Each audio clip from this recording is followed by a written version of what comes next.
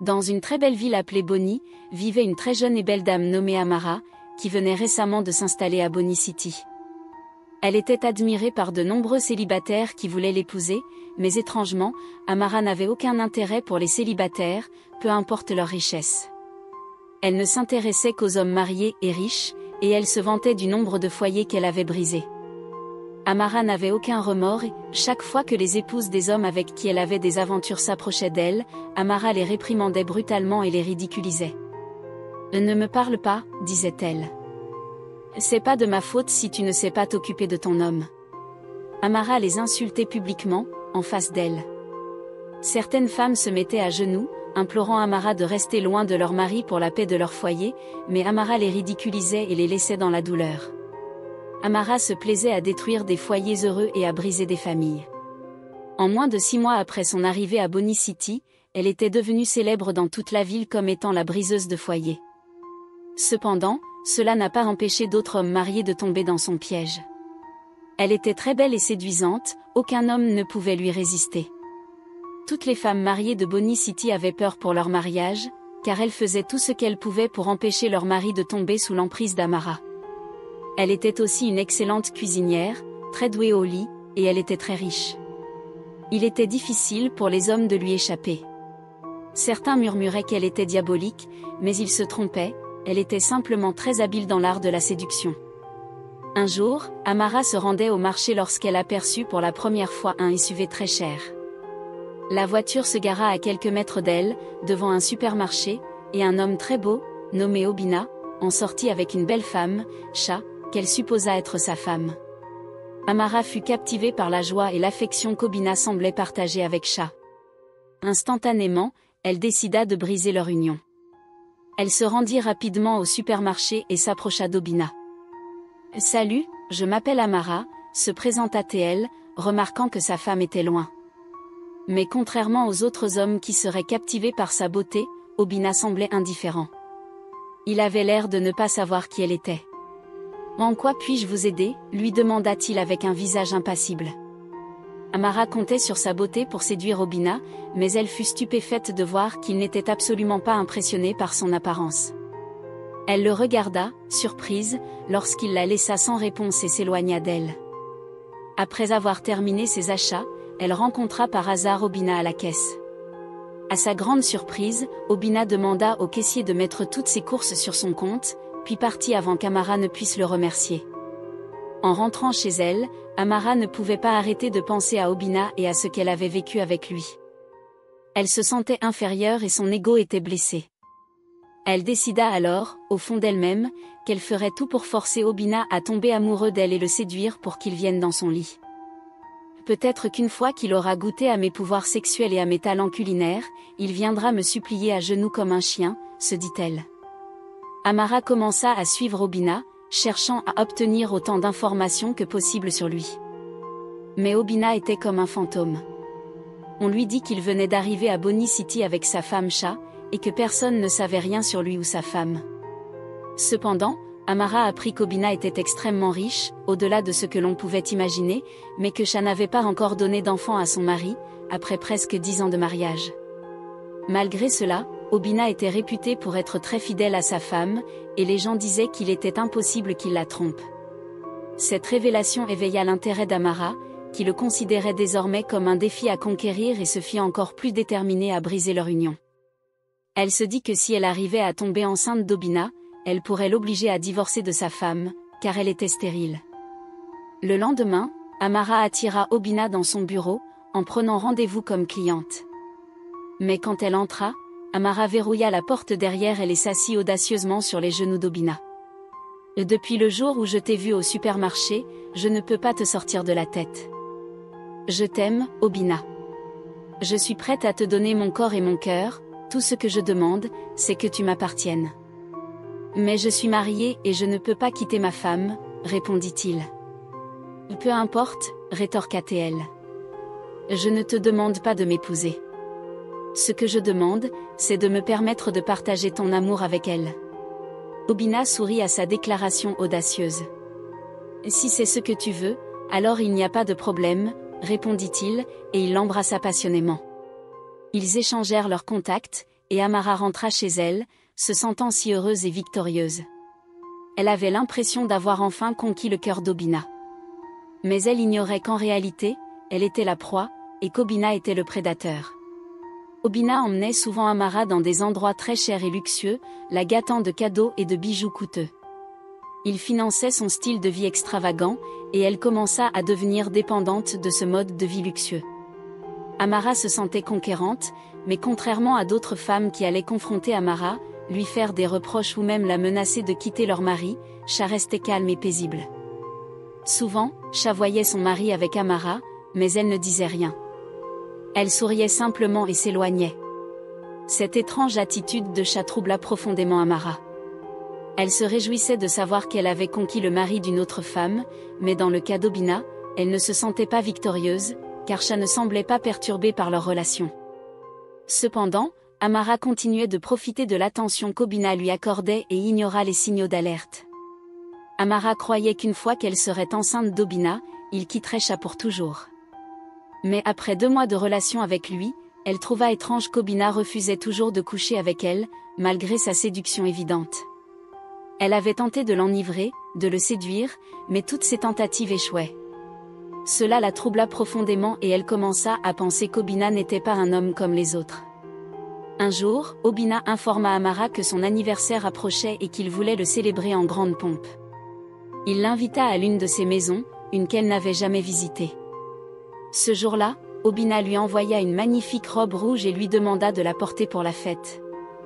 Amara fit comme on lui avait demandé et portait la robe rouge pour la soirée. Mais lorsqu'elle arriva, elle ne reconnaissait personne. Tous les invités étaient des inconnus, vêtus de vêtements très chers et arrivés dans des voitures de luxe. Amara était encore perplexe lorsqu'Obina la saisit par la main et appela tout le monde à l'attention. « Mesdames et messieurs, voici la plus belle femme de Bonny City. Elle est la raison de cette célébration, annonça-t-il. Tout le monde applaudit bruyamment. Cette introduction rendit Amara extrêmement heureuse. Elle pensa qu'il s'agissait d'une célébration pour son anniversaire mais, à son insu, c'était la nuit de sa perte. Obina a emmené Amara dans l'une des chambres de la magnifique maison. Il lui a donné un verre de vin qu'il avait préalablement mélangé avec une pilule somnifère avant qu'il n'entre dans la chambre. Sans se douter de rien, Amara a bu le vin parce qu'elle faisait confiance à Obina, et progressivement, elle a commencé à se sentir étourdie jusqu'à s'endormir. Obina a soigneusement retiré sa robe et l'a posée délicatement sur le lit. Amara dormait, mais ses yeux s'ouvraient lentement par intervalles alors qu'elle luttait avec sa conscience. Elle a vu Cha, la femme d'Obina, entrer dans la chambre, elle s'est transformée en un énorme cobra et a couché avec elle pendant qu'Obina se tenait là et regardait.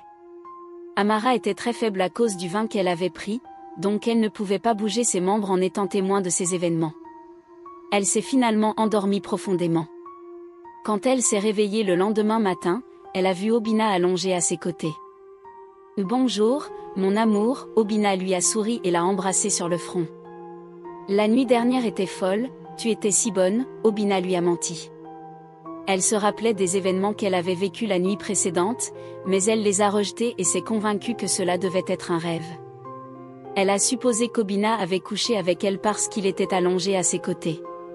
Obina a déposé Amara chez elle quelques heures plus tard et lui a donné beaucoup d'argent comme d'habitude pour qu'elle puisse se faire plaisir, puis il est parti. Depuis ce jour, Obina a cessé de répondre à ses appels ou de répondre à ses messages. Amara était confuse car elle ne se souvenait pas d'avoir offensé Obina. Elle a également remarqué que tous les hommes qui l'admiraient par le passé avaient cessé de l'approcher. À son insu, Obina et sa femme Cha avaient volé son ventre et sa beauté pour renouveler leur richesse. Obina était un ritualiste et sa femme était complice. Après avoir essayé plusieurs fois de contacter Obina sans succès, elle a décidé de retourner dans le village d'où elle venait pour voir sa mère. La mère d'Amara était une mère célibataire nommée Jennifer. Quand elle était encore adolescente, elle avait été contrainte de vivre avec sa tante en ville. Cependant, le mari de sa tante était obsédé par sa beauté et a violé Jennifer, ce qui a entraîné sa grossesse. Malheureusement, personne ne croyait Jennifer quand elle leur disait que le mari de sa tante était responsable de sa grossesse. Elle a été expulsée de chez sa tante et a porté le bébé, souffrant toute seule. Quand elle a enfin donné naissance à sa fille Amara, Celle-ci était belle et exceptionnelle, mais Jennifer gardait en elle de la colère et de la haine envers le mari de sa tante, et elle a donc mal éduqué sa fille, corrompant son esprit avec des pensées malveillantes selon lesquelles tous les hommes mariés heureux étaient des monstres. Amara a grandi avec cet état d'esprit, et c'est pourquoi elle a dédié sa vie à détruire les foyers de couples heureux pour montrer au monde que les hommes mariés étaient tous les mêmes. Après avoir rencontré sa mère, Amara lui a expliqué tout ce qui s'était passé avec Obina.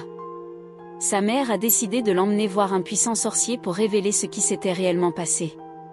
Quand ils ont rendu visite au sorcier, il a fait quelques incantations et a révélé à Amara qu'Obina n'était pas un homme ordinaire. Le puissant sorcier leur a dit qu'Obina était un homme très pauvre et misérable lorsqu'il a rencontré Sha, qui est la fille de la déesse de la rivière. Pour qu'Obina devienne riche, il a fait un pacte avec la déesse de la rivière afin d'être prospère. La déesse de la rivière lui a donné 4 conditions. Obina devait épouser Sha sa fille, il ne devait pas avoir d'enfant avec Sha, il ne devait jamais coucher avec une autre femme et chaque année enfin il devait fournir le ventre et la beauté d'une jeune femme en permettant à sa fille de coucher avec elle. Amara était choquée par ce que le sorcier avait dit. Elle a soudain réalisé pourquoi Sha n'était pas affectée par ses caprices.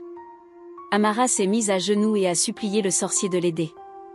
Le sorcier s'est tourné vers eux à nouveau et a fait quelques incantations, puis il a révélé à Amara que le seul moyen de récupérer son ventre et sa beauté était de tuer Sha, la fille de la déesse de la rivière. Amara était confuse et se demandait comment il était possible de tuer la fille de la déesse de la rivière, car elle était un être spirituel tandis qu'elle n'était qu'une humaine ordinaire. Amara se plaignait, « C'est tout ce que je peux faire pour toi, tu devras trouver le reste par toi-même, » dit le sorcier. Amara et sa mère remercièrent le puissant sorcier et rentrèrent chez elles. Cependant, Amara ne pouvait pas dormir cette nuit-là, elle resta éveillée toute la nuit à réfléchir à un moyen de tuer Sha, la femme d'Obina. Le lendemain, Amara a élaboré un plan. Elle a parcouru le village de sa mère à la recherche d'une très belle jeune femme. Elle a eu la chance de trouver une jeune femme magnifique nommée Ogechi. Après quelques jours, Amara a raconté à Ogechi son histoire et ce qu'Obina lui avait fait, puis elle a promis à Ogechi beaucoup d'argent si elle pouvait séduire et attirer Obina pour qu'il l'utilise comme sa prochaine victime. Ogechi se sentait vraiment effrayée, mais l'argent qu'Amara lui promettait était si important qu'elle ne pouvait pas refuser. Ensemble, elles ont planifié que Ogechi irait à la fête lorsqu'elle serait invitée, mais elle ne devait pas accepter le verre que lui offrirait Obina. Quelques semaines plus tard, Ogechi a déménagé à Bonny City comme prévu. Personne ne savait qui elle était ni d'où elle venait, et en peu de temps, elle a attiré l'attention de tous les hommes de Bonny City, mais elle a refusé toutes leurs avances. Son objectif ultime était Obina, et il n'a pas fallu longtemps avant qu'Obina ne la remarque. Elle a fait semblant d'être attirée par sa richesse et a joué le jeu, comme Amara lui avait demandé. Lorsque le moment de l'année est arrivé, Obina a invité Ogechi à sa fête d'anniversaire, tout comme il avait invité Amara, mais Sandra savait mieux et savait aussi à quoi s'attendre. Elle a porté la robe qu'Obina lui avait envoyée, et après qu'il l'ait présentée à ses invités, tout comme il avait présenté Amara, il l'a conduite discrètement dans la même chambre, comme un mouton à l'abattoir. Cependant, lorsqu'Obina lui a offert le vin, elle a fait semblant de le boire, tandis qu'elle le versait sous le lit. Après quelques minutes, elle a fait semblant d'être étourdie et s'est allongée sur le lit. Obina a rapidement retiré ses vêtements et l'a placée sur le lit. Quelques minutes plus tard, Sha est entré dans la chambre. Obina a enfilé une robe rouge et a commencé à chanter des incantations. Ogechi est resté immobile jusqu'à ce que Sha se transforme en serpent et s'approche d'elle sur le lit. Ogechi s'est rapidement levé et a saisi le serpent par la tête, donnant à Obina la frayeur de sa vie. Il était confus et ne savait pas quoi faire. Il a regardé alors que Ogechi saisissait la bouteille de vin à côté du lit, la brisait et poignardait le serpent plusieurs fois à la tête. Le serpent a poussé un cri perçant et Sha commença très vite à reprendre sa forme humaine. À chaque coup qu'elle portait au serpent, Ogechi pouvait voir Obina ressentir une douleur intense dans une partie de son corps, ce qui l'empêchait de défendre Sha. Sandra n'a pas arrêté, elle a continué à attaquer le serpent alors qu'il se transformait de nouveau en Sha jusqu'à ce qu'il ne reste plus que Sha dans une mare de sang. Ogechi s'est rapidement levé et s'est faufilé hors de la chambre pour retourner à la fête. C'est lorsque la femme de ménage est entrée dans la chambre qu'elle a donné l'alerte après avoir vu les cadavres d'Obina et de Sha. Les autres invités, complices de ces crimes, se sont précipités pour se mettre en sécurité avant l'arrivée de la police. Cependant, lorsqu'ils sont entrés dans la chambre, le cadavre de chat avait disparu, la seule personne qu'ils ont trouvée était Obina. Amara a récupéré son ventre et sa beauté, et les ventres de toutes les femmes qu'il avait volées leur ont été restitués. Amara a payé Ogechi comme elle l'avait promis et a changé de comportement. Elle est retournée s'excuser auprès de toutes les femmes qu'elle avait blessées par le passé et a supplié leur pardon. Quelques années plus tard, elle s'est mariée à un homme très beau et compatissant et a eu de magnifiques enfants. Sa mère a regretté les mauvaises choses qu'elle avait enseignées à sa fille et a consacré le reste de sa vie à réparer ses erreurs passées. La leçon de morale de cette histoire nous fait comprendre que garder une rancune est dangereux pour nous-mêmes et pour les personnes qui nous entourent. Il est plus facile de pardonner et de passer à autre chose. La richesse mal acquise s'accompagne de conséquences dangereuses qui peuvent finalement mener à votre fin, plutôt que prévu. Si vous avez aimé cette magnifique histoire, je vous prierai de donner vos avis sur cette histoire, n'hésitez pas à la partager avec vos proches, à la liker et surtout abonnez-vous à la chaîne pour nous encourager et nous motiver. Prenez soin de vous et à très bientôt pour une nouvelle histoire. Ciao!